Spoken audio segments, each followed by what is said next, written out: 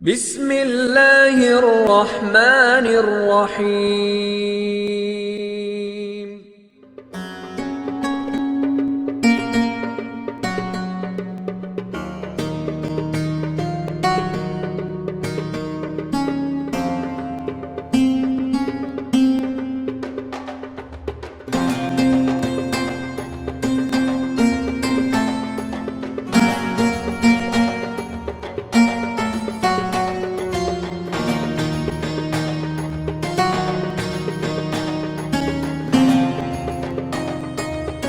السلام علیکم ورحمۃ اللہ وبرکاتہ۔ الحمد للہ کفا وسلام علی عبادہ الذین اصطفى، اما بعد فاعوذ باللہ من الشیطان الرجیم، بسم اللہ الرحمن الرحیم۔ قل هل يستوي الذين يعلمون والذين لا يعلمون، انما يتذكر اولو الالباب۔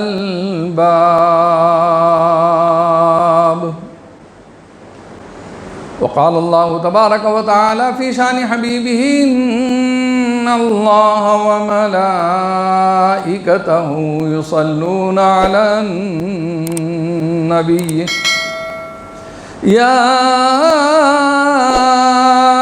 أيها الذين آمنوا صلوا عليه وسلموا تسليما۔ اللهم صل على محمد النبي الأمي وعلى آله وأصحابه البررة الكرام، وعلى سائر الأنبياء والمرسلين والملائكة المقربين، وعلى آلہ واصحابہ اجمعین۔ میرے محترم بزرگوں اور دینی بھائیوں، اس وقت ملک کے جو حالات ہیں، آئے دن آپ اخبارات کے ذریعے، سوشل میڈیا کے ذریعے یہ محسوس کر رہے ہیں کہ کہیں نہ کہیں اسلام کو اور مسلمانوں کو نشانہ بنایا جا رہا ہے۔ دراصل اللہ تعالیٰ نے اسلام ایک ایسا مذہب ہمیں عطا فرمایا ہے کہ وہ اللہ کے نزدیک سب سے زیادہ مقبول، محبوب اور پسندیدہ ہے۔ اسی لیے قرآن کہتا ہے کہ ان الدین عند اللہ الاسلام۔ دین اور مذہب میں کسی چیز کی سب سے زیادہ پسندیدگی ہے دنیا کے اندر تو وہ اسلام کی ہے، اور وہ بنیاد ہے قرآن اور حدیث کی۔ آقا مدینہ سرکار دو عالم محمد رسول اللہ صلی اللہ علیہ وسلم نے فرمایا، المسلم من سلم المسلمون من لسانہ و یدہ، کہ مسلمان وہ ہے کہ جس کی زبان اور ہاتھ سے دوسرا مسلمان محفوظ رہے۔ مسلمان بے ضرر ہے، مسلمان کبھی بھی کسی کے لیے نقصان دہ نہیں ہو سکتا، مسلمان کسی کے لیے ظالم نہیں ہو سکتا۔ مسلمان ہر دور کے اندر ظالم کے شکنجے سے بچایا ہے، مظلوم کی مدد کرتے رہا ہے، اور میرے آقا صلی اللہ علیہ وسلم نے ایک جگہ تو یہ فرمایا کہ اتقوا دعوت المظلوم، مظلوم کی بددعا سے بچو۔ مظلوم کی بددعا وہ رائفل کی گولی ہے جو نشانہ کبھی بھی نہیں چوکتی ہے۔ تو قرآن اور حدیث کی بنیاد پر جس مذہب کو دنیا کے سامنے پیش کیا گیا، محمد رسول اللہ صلی اللہ علیہ وسلم نے جب دین کی دعوت دی، لوگ اسلام کے قریب آتے گئے، ایمان قبول کرتے گئے، اور آج پوری دنیا کے اندر ہر خطے میں، ہر حصے میں، ہر ملک کے اندر مسلمان پایا جاتا ہے۔ لیکن اس مسلمان نے اپنی شناخت کھو دیا، مسلمان نے اپنا مقصد زندگی بھول گیا، اس کا تعارف، اس کی آئیڈینٹی کیا ہے؟ وہ بے ضرر ہے، وہ کسی کو نقصان نہیں پہنچا سکتا۔ یہ پوری دنیا تک کے اس کا میسج جانا چاہیے تھا۔ مسلمان امن پسند ہے، مسلمان نے کبھی تخریب کا کام نہیں کیا، بگاڑ کا کام نہیں کیا، بلکہ مسلمان نے تعمیر کا کام کیا ہے۔ دنیا کے کسی خطے میں، حصے میں جائیے آپ اس ملک کے چپے چپے میں گھوم جائیے، آپ کو یہ محسوس ہوگا کہ مسلمانوں نے ایک تاریخی کارنامہ انجام دیا ہے۔ وہ یہ ہے کہ وہ ہمیشہ مظلوم رہے ہیں اور مظلومیت کی وجہ سے دفاع کرتے رہے ہیں، ڈیفینس کرتے رہے ہیں، کبھی بھی مسلمان نے اٹیک نہیں کیا ہے۔ یہ مسلمان کی خصوصیت ہے، اور یہ اس لیے ہے کہ قرآن اور حدیث کے اندر ظالم کا انجام دنیا کے اندر ہی اللہ تعالیٰ اکثر کرا دیتے ہیں، آخرت میں تو سزا ملے گی، اس لیے مسلمان ظالم نہیں ہو سکتا۔ اور دوسری چیز یہ ہے کہ دوسری قوموں کو، دوسرے مذہب کو یہ اسلام کیوں کھٹکتا ہے؟ مسلمان کیوں کھٹکتے ہیں؟ کیوں دشمن نظر آتے ہیں؟ جبکہ انہوں نے کبھی کسی کا نقصان کا کام نہیں کیا، پھر بھی کیوں؟ اس کی مقبولیت کی وجہ سے، اس کی محبوبیت کی وجہ سے، اس کے پسندیدہ ہونے کی وجہ سے، اس میں ذوق در ذوق مسلمان بننے کی وجہ سے، اسلام کے اندر آنے کی وجہ سے، یہ بوکھلاہٹ جو ہے، یہ حسد اور جلن جو ہے، یہ دشمنان اسلام کی زندگی میں ہر دور میں رہا ہے، آج نیا نہیں ہے۔ اس زمانے میں تو اسلام قبول کرنا، ایمان کے قریب آنا اتنا مصیبت کا مسئلہ تھا، اتنا مشکل تھا کہ اس کا تصور کر کے بدن کے رونگٹے لرز جاتے ہیں۔ آپ تصور کیجئے نا، کیا قصور تھا حضرت بلال رضی اللہ عنہ کا؟ تپتی ہوئی گرم ریت کے اوپر جو ہے انہیں ننگے بدن ڈال دیا جاتا، ان کے سینے پر ایک پتھر رکھ دیا جاتا اور کہا جاتا کہ محمد صلی اللہ علیہ وسلم کے دامن کو تم چھوڑ دو، اسلام تم ختم کر دو، ایمان سے تم مکر جاؤ۔ لیکن اتنی تکلیفوں کے باوجود زبان پر اگر کوئی جملہ تھا تو وہ احد احد احد احد کا تھا۔ اس وقت ایمان جو ہے جب زندگی میں داخل ہوتا تھا، وہ یہ سمجھتے تھے کہ مصیبت آئے گی، پریشانیاں آئیں گی، مصیبتیں آئیں گی، خاندان والے دشمن بن جائیں گے، اپنے پرائے بن جائیں گے، وہ سمجھتے تھے، اور اس کے بعد جو ہے اسلام قبول کرا کرتے تھے۔ یہ شہادت گہے الفت میں قدم رکھنا ہے، یہ شہادت گہے الفت میں قدم رکھنا ہے۔ لوگ آسان سمجھتے ہیں مسلمان ہونا، اس دور کی یادوں کو اب تازہ کیا جا رہا ہے۔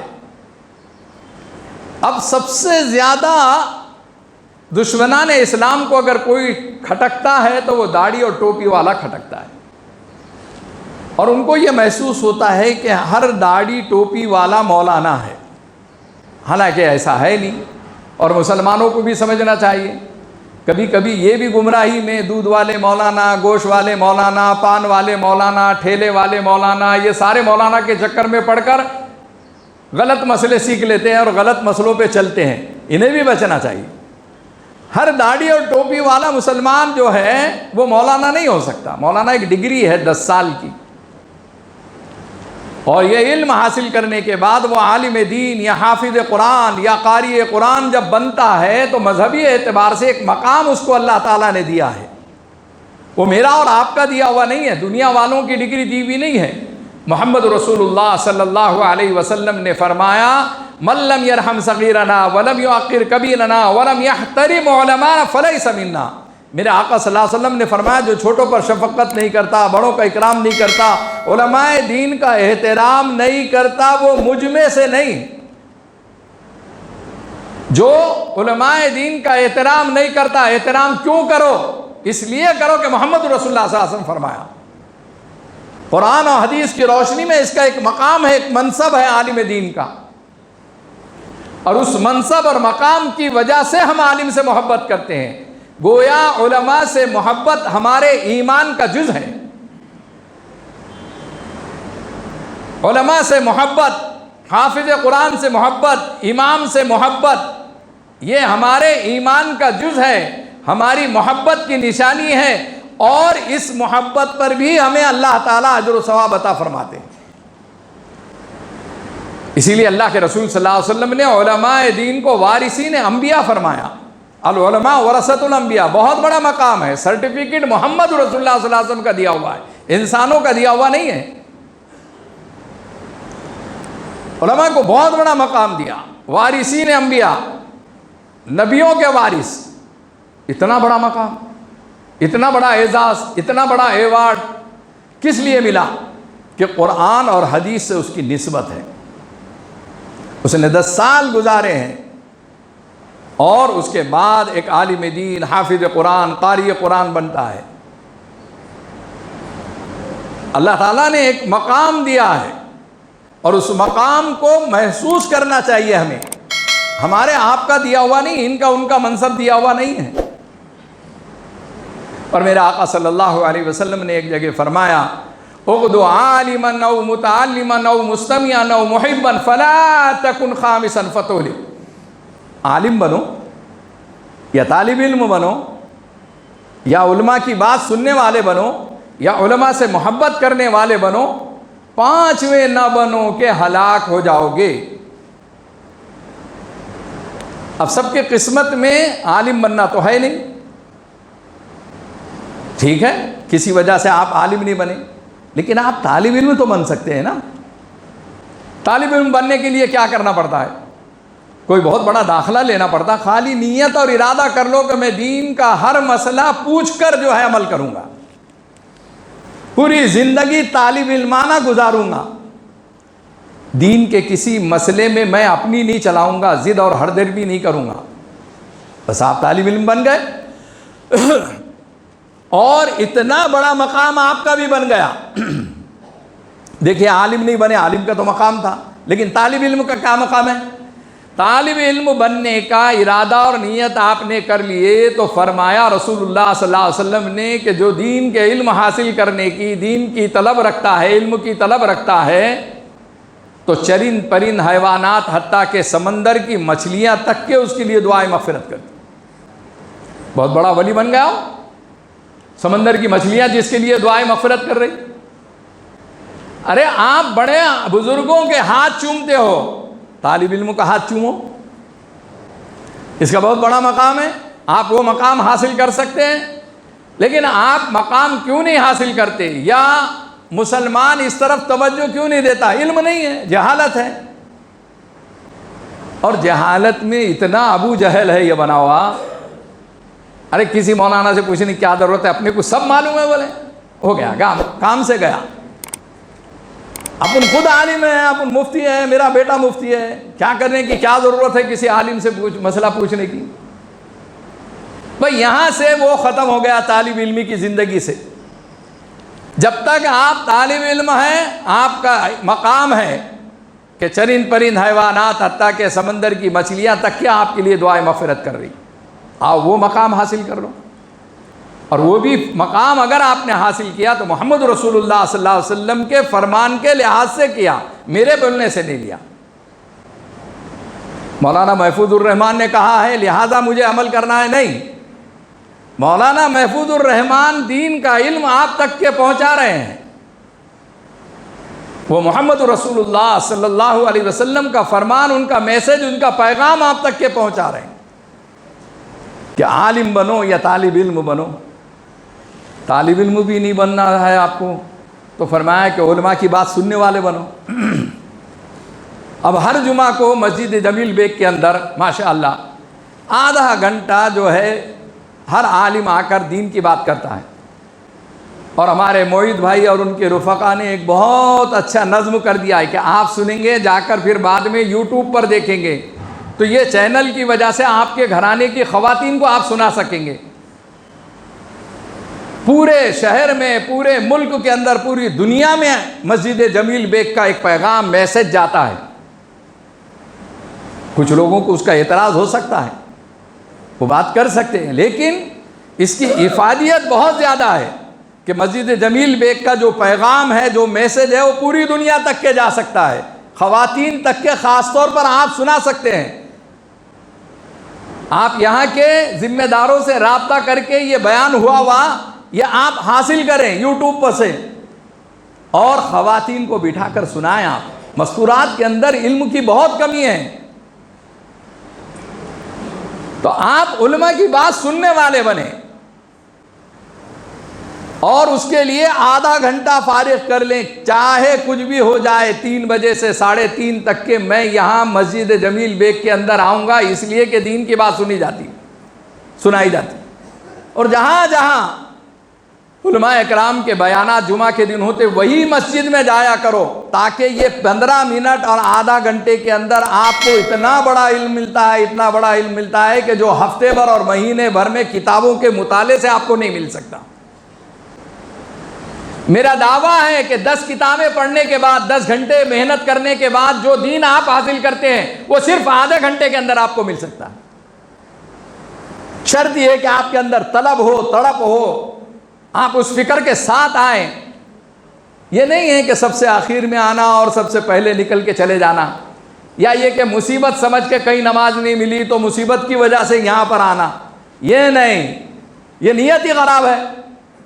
نیت اتنی اچھی ہو کہ جمعہ میں مسجد جمیل بیگ کے اندر میں اس لیے جاتا ہوں کہ وہاں دین کی بات سننے کو ملتی ہے، قرآن و حدیث کی روشنی میں کچھ باتیں میرے سمجھ میں آتی ہے۔ میں مطالعہ تو نہیں کر سکتا، میں کتابیں تو اٹھا کر دیکھ نہیں سکتا، میں بہت مصروف آدمی ہوں۔ قرآن نہیں پڑھتی جو قوم، قرآن کی تلاوت جو نہیں کرتے، وہ کتابوں کا، دینی کتابوں کا کیا مطالعہ کریں گے؟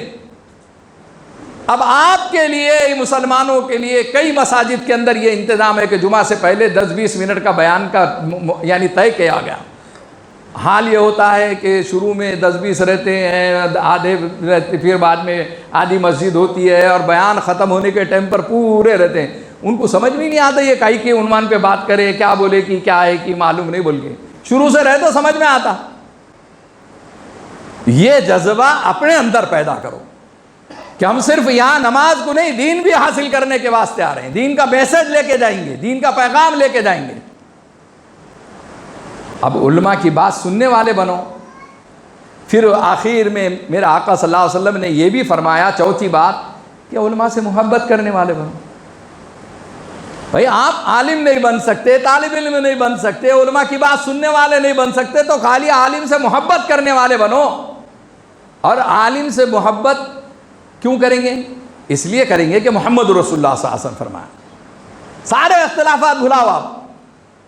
ایک عالم دین مولانا محفوظ الرحمان آپ کے معیار پہ نظر نہیں آتا، لیکن آپ اس لیے محبت کرتے ہیں کہ میرے آقا نے فرمایا، اس لیے میں کر رہا ہوں۔ امام صاحب کی، حافظ قرآن کی میں اس لیے محبت کرتا ہوں کہ وہ قرآن اچھا پڑھتے ہیں، وہ چاہے جیسے بھی دکھے، ان کی ذاتی زندگی سے کچھ بھی اختلاف ہو، آپ کا ذہن ایسا ہونا چاہیے کہ میں اس لیے علماء سے محبت کرتا ہوں کہ میرے آقا صلی اللہ علیہ وسلم نے فرمایا ہے۔ آپ اندازہ لگائیے، ثواب ہے۔ فَلَا تَكُنْ خَامِسًا فَتُهْلِكَ۔ پھر محمد رسول اللہ صلی اللہ علیہ وسلم نے فرمایا کہ اگر یہ 4 نہیں بنے، تم 5ویں مت بنو، اس لیے کہ ہلاک ہو جاؤ گے۔ اس کی بربادی میں کوئی شک نہیں جو علماء کی مخالفت کرتا ہے، اس کی بربادی میں کوئی شک نہیں جو علماء کو بدنام کرتا ہے، اس کی بربادی میں کوئی شک نہیں جو علماء کو ذلیل اور رسوا کرتا ہے، جو امام و حافظ قرآن اور قاری قرآن کو ذلیل اور رسوا کرتا ہے، اس کی بربادی میں کوئی شک نہیں۔ اس کی نسل در نسل میں آپ کو اس کو خمیازہ بھگتتا ہوا دیکھیں گے آپ، اور ہم نے دیکھا ہے ان کی نسلوں میں یہ خمیازہ بھگتنے کو ملا ہے، اور دنیا نے عبرت کے طور پر بتایا کہ یہ علماء کی بہت مخالفت کرتا تھا، یہ علماء کو بہت بدنام کرتا تھا، علماء کو ذلیل کرتا تھا۔ آج دیکھو اس کا کیا حال ہے، فٹ پاتھ پر زندگیاں ہیں ان کی۔ کیوں کرتے ہو؟ اس لیے مخالفت کرتے ہو ایک عالم دین کی یا حافظ قرآن کی کہ آپ کے معیار پر نہیں ہے وہ، اور ان کی چھوٹی سی غلطی پر آپ اتنا بڑا ہوا بنا دیتے ہو۔ یاد رکھو آپ نے اتنی عقیدت کیوں رکھی ہے؟ اس لیے کہ محمد رسول اللہ صلی اللہ علیہ وسلم فرمایا. آپ نے محبت کیوں کی تھی؟ اس لیے کہ محمد رسول اللہ صلی اللہ علیہ وسلم فرمایا. اب جو آپ کر رہے ہو فلا تکن خامسا، پانچویں نہ بنو کہ تم ہلاک ہو جاؤ گے. میں نہیں کہہ رہا ہوں، محفوظ الرحمان نہیں کر رہے، یہ محمد رسول اللہ صلی اللہ علیہ وسلم فرما رہے ہیں کہ تم ہلاک ہو جاؤ گے. تمہاری ہلاکت اور بربادی میں کوئی شک نہیں، اس کے محمد صلی اللہ علیہ وسلم کا فرمان ہے. آپ اس کو فرشتہ بھی مت سمجھو کہ اس سے کوئی غلطی نہیں ہو سکتی، عالم دین سے ہو سکتی ہے، آپ کے معیار پر پورا نہیں اتر سکتا ہے وہ. آپ کو لقمہ دینا ہے، محبت سے دیجیے. آپ اپنے باپ کو، اپنی ماں کو، اپنے بھائی کو، اپنے بیٹے کو، اپنے رشتہ داروں سے کوئی غلطی ہوتی ہے اس کو کیسے چھپاتے ہو؟ اس کی کیسے اصلاح کرتے ہو؟ اس کو کیسے روکتے ہو، ٹوکتے ہو؟ کیا باپ کی غلطی ہوتے ہی سزا دیتے ہو؟ باپ کی غلطی ہوتے ہی اسے بدنام کرتے ہو؟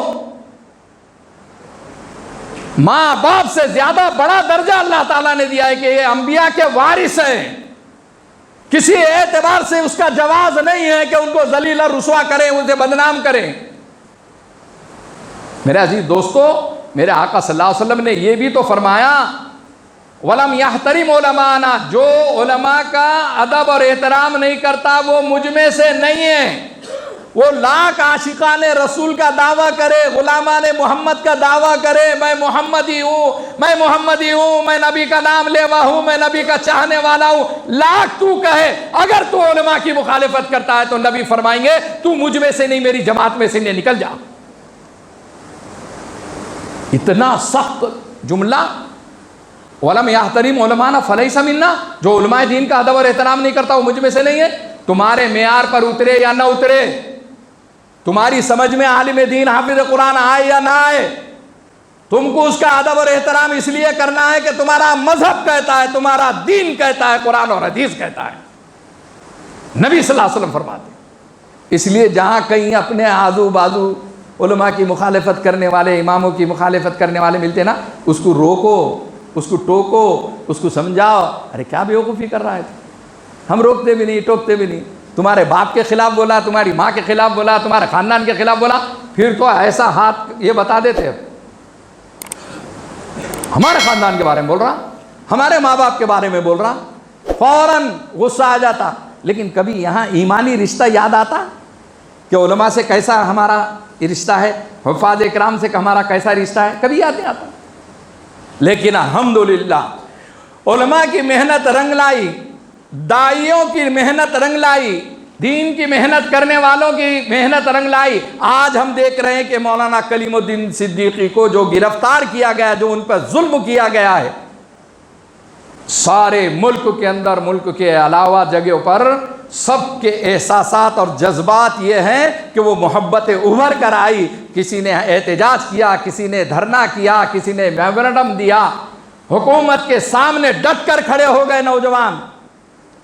دیکھنے سے محسوس نہیں ہوتا کہ یہ عالم سے محبت کریں گا، لیکن بیچارہ کبھی مولانا کے بیانات سنا تھا اس لیے آیا جذبات میں، یا نہیں بھی سنا تھا، لوگ عالموں کی محبت کے لیے کھڑے ہو رہے ہیں، وہ بھی جا کر کھڑا ہو گیا.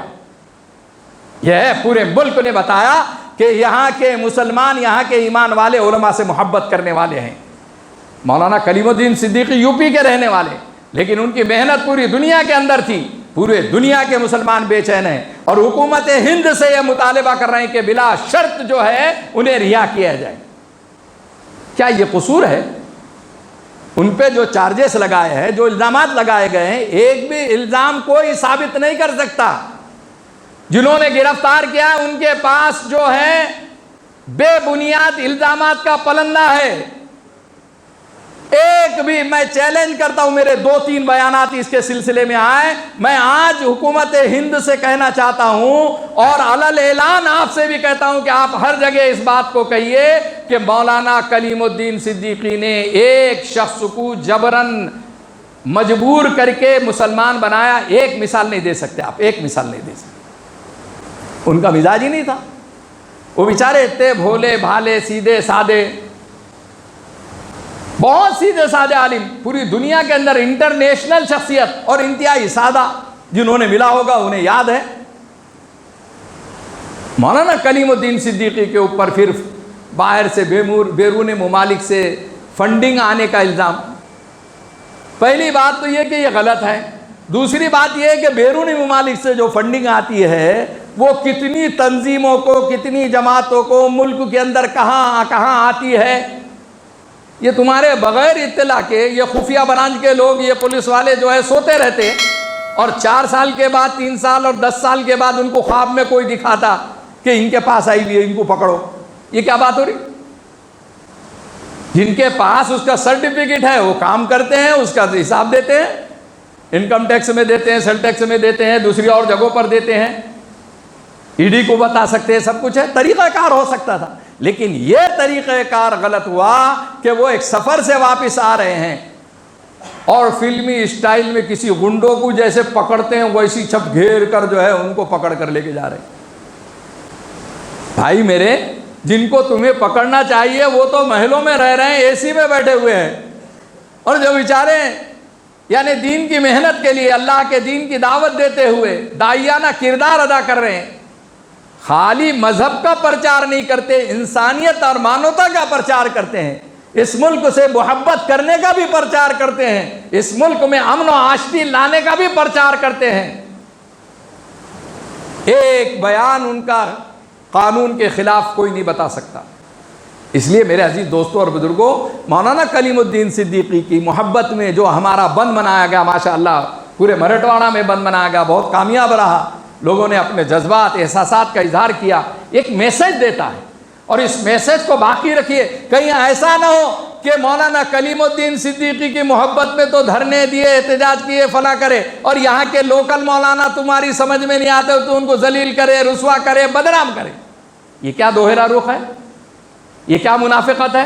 محلے کے امام کی مخالفت کرتے ہو, محلے کے حافظ قرآن کی مخالفت کرتے ہو, اور یو پی کے عالم دین کی محبت میں جا کے مظاہرہ کرتے ہو. یہ دوہرا رویہ, یہ منافقانہ رویہ ترک کر دو. ہر عالم, ہر حافظ قرآن, ہر قاری قرآن, اس سے میں محبت کرتا ہوں, اس لیے کہ میرے آقا صلی اللہ علیہ وسلم نے فرمایا.